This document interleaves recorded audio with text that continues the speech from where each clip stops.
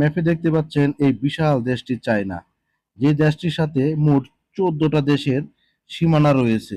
তো চলুন আমরা একটু দেখে নেই এই দেশের সাথে কোন কোন দেশের সীমানা রয়েছে। তো প্রথমে হচ্ছে এটি মঙ্গোলিয়া, এটি রাশিয়া, এটি কাজাকিস্তান, এটি কিরগিজস্তান, এটি আফগানিস্তান, এটি এটি উজবেকিস্তান,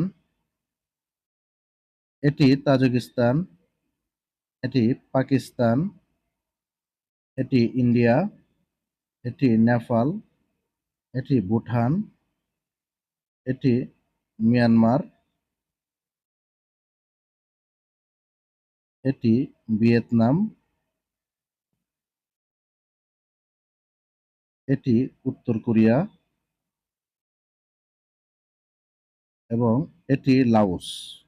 তো টোটাল এই 14টা দেশের সীমানা রয়েছে এই চায়নার সাথে।